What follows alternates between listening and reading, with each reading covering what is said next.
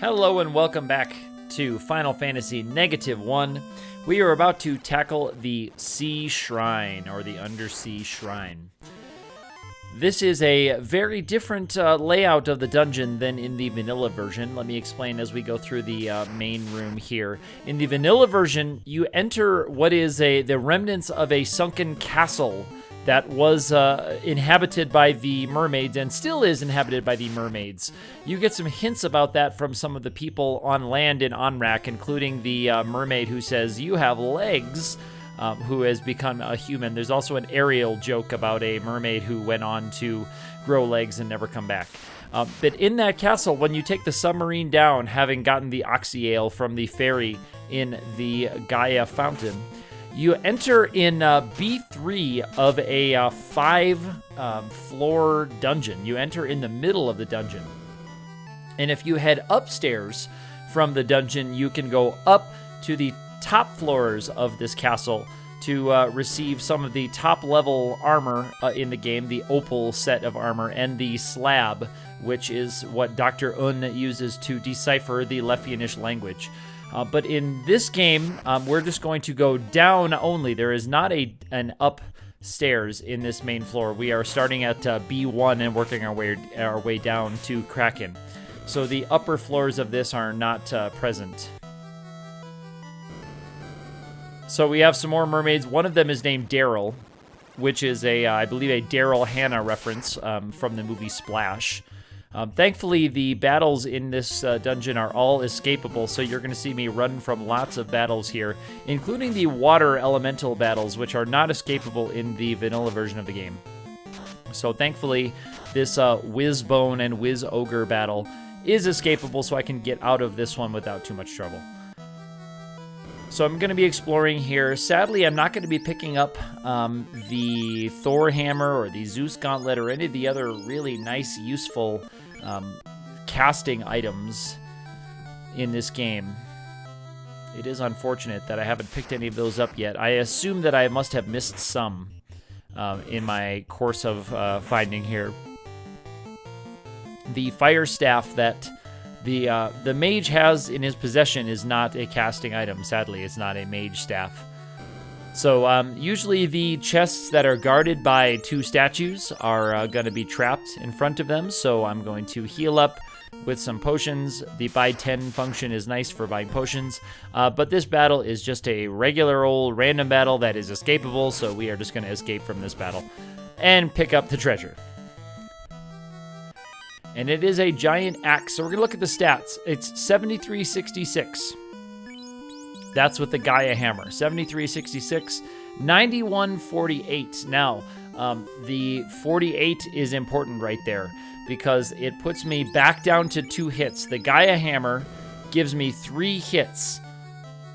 The critical rate of the hammers is not quite so high as the axes. So you can, depending on how high the critical rate is, you can do some really nice damage with axes, but I would rather, for right now, have access to 3 hits for lower damage per hit than 2 hits for higher damage and possibly a higher crit rate. Although I may switch that around for the Fiend in this dungeon. I may switch that in, or in certain circumstances when I really want to kind of concentrate the damage, I can switch that in. But as it is, I'm going to be running from everything down here anyway, so it doesn't really matter. The Naga water battle, again, is easy to escape from. So down we go to B3. And in the vanilla version of the game, the color of the tile set changes as you work your way through the dungeon. So as you head up from the main floor you come into, the B3 floor, as you head upstairs to B1, you really you get lighter water tiles, as if you're closer to the sunlight in this sunken castle.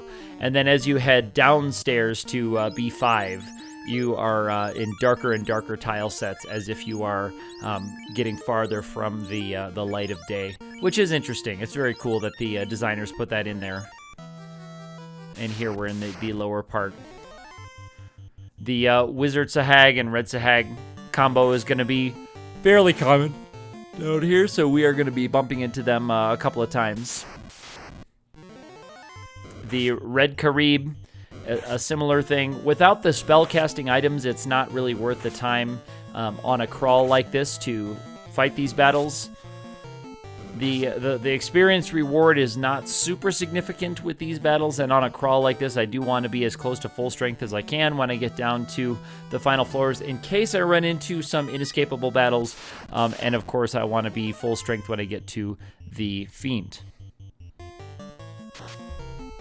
This is another Wizbone and Wizard Ogre fight. They seem to have a pretty large back attack chance. There's a lot of back attacks from the Wizard Ogre and Wizard Bone combo.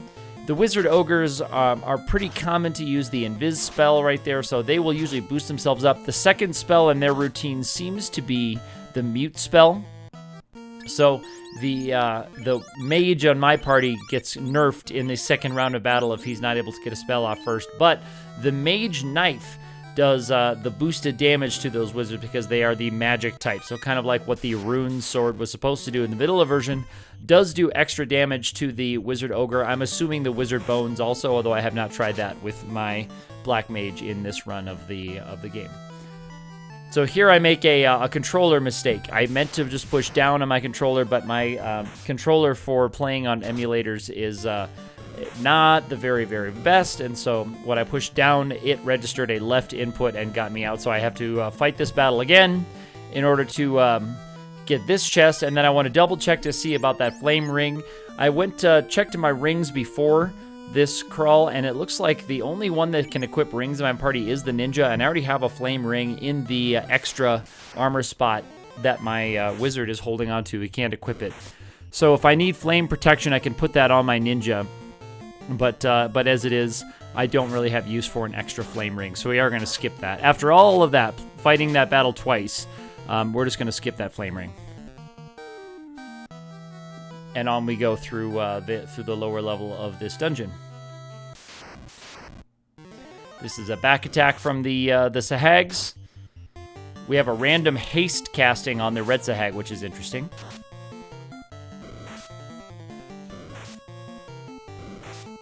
And when you get back attacked by a set of 9 enemies, I would say just be prepared to sit around for a long fight.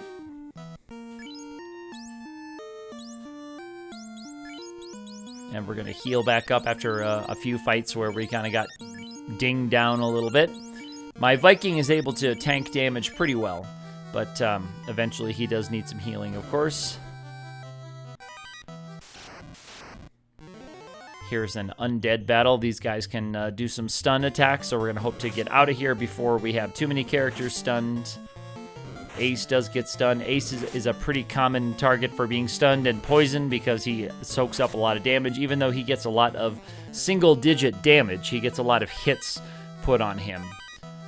So there is another one. So that kind of confirms that that is a trapped square right there. So it's not the square right in between the chests, but is the square going up to the area between the chests.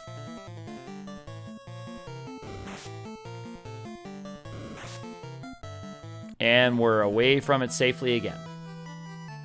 So that is a flash hat. So I'm going to have to get rid of another item here. The triangle hat for my mage is going to go down. The triangle hat is something you can buy. So if I discover later that this is not the optimal piece of equipment, I can just sell it and buy another triangle hat. So there's the flash hat on my black mage. You can see the black mage cannot equip the flame ring. I'm checking the evade right there, and it looks like I made an error in that and not equipping the flash hat the correct way. So there we go. On we go on to the this room.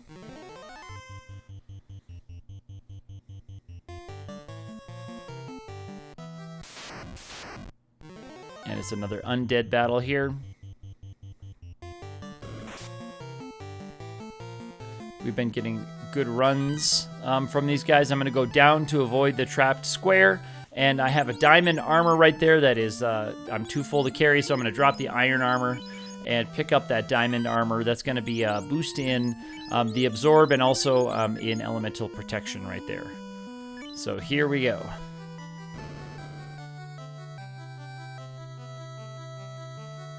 And that's the room that I just came from.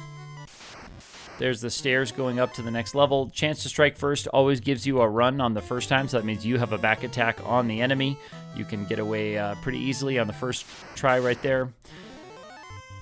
And these dungeons, just having battles every few steps is just a way to kind of disorient you and drain your resources as you go down through.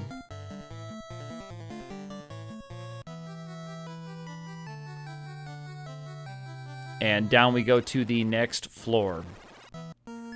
So on the floor transition, I'm checking my stats, and it looks like nobody really needs any healing. So we're going to try to clear out the treasures of this floor and take on the Fiend. The ghosts right here are a really, really nasty undead enemy. Ghosts in the vanilla version have a curious anomaly in the way they're put together. They do massive damage when they hit you. They really hit you hard, but they are worth very, very little golden experience. And someone I can talk to about making a reference to them maybe being programmed incorrectly is Sulla, S-U-L-L-L-A. Sulla talks about ghosts, and his belief is that maybe the programmers meant for them to either have a lower attack value or to have a higher experience and gold value, because it just really does not match the curve of this game.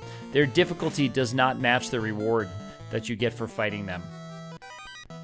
So there's a Defender Sword. Now, the Defender Sword in the vanilla version of this game casts Invis on your characters, on all characters. So when you use it as an item, it casts the Invis spell, so it raises your evasion. Normally you find that in the Waterfall Cave, but this game does not have a Waterfall Cave, this hack of the game. If you canoe up to the waterfall, I'm looking at the damage values there, and it is not quite as good as the sword I had equipped before, so I'm going to put that back on. But the way that the Defender is put together in the vanilla version, it's in the Waterfall Cave, which does not exist in this hack, and here it is here. But it casts Invis 2, which raises evasion. Here, as I use it, it says Defend Effects, which is the same thing that pops up when you cast the Will spell, and the Will spell is supposed to protect you from dark, time, holy, and some of the nastier elements of this game.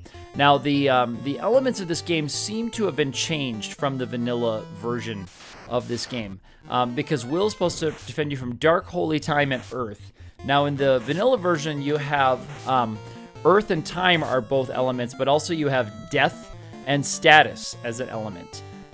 So this one seems to have fire, ice, bolt, air, dark, holy, time, earth as elements. And I believe there's probably still just 8 elements. If I was programming a hack, I would think that changing the number of possible elements would be a bit of a challenge. I would probably keep it at 8 if I was programming a hack of this game.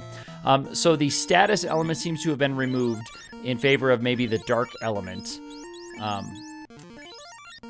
And it looks like the holy element replaces the poison stone element of the vanilla version. So anyway, here we go with Kraken. Just getting my characters healed back up.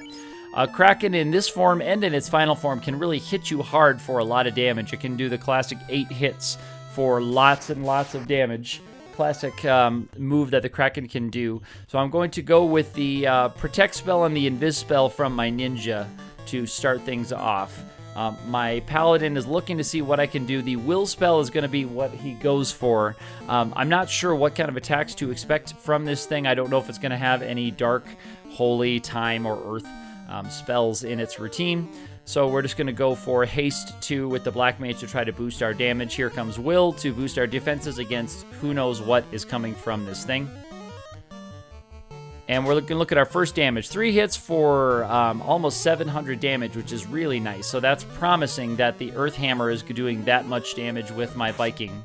I'm realizing as I fight this battle that I should have put the Coral Sword back onto my Paladin, who has the Coral Sword in his inventory, but he's got the Flame Sword on right now. So as I see the low printouts that my Paladin is doing, I'm thinking, gosh, I should have put on the Coral Sword. So anyway, the Black Mage is going to go to Bolt 3 to do just a couple hundred damage at a time. There's 6 hits for over 1,000 damage from the Viking. That's going to be where my damage is coming from. 106 from Bolt 3 is not going to do it. 5 hits for 5 damage from the Flame Sword on my Paladin is not going to do it. The Invis spell is going to help us dodge some of the attacks incoming from Kraken. So instead of getting 8 hits off, maybe we can try to get 5 hits or so. Here I'd take a look at the Coral Sword that's sitting uselessly in my inventory, in the scabbard, so to speak. But the Paladin is not able to draw that sword in the battle in this version of the game, sadly. So the Black Mage is going for the Saber spell, which has been fixed, or so it says it's been fixed in this version of the game, but we're not able to see what happens there. I was hoping that the Saber spell would really boost the damage that my Viking was doing, that already looked like it was being boosted by something. With the Gaia Hammer to Kraken. But anyway, that is the Fiend of Water, and that is the Water Orb Illuminated. So if you've liked these videos, feel free to hit the like button, subscribe to the channel, and leave me a comment here or on Twitter, where I am also active _ATE. We will see you next time in the Ancient Library.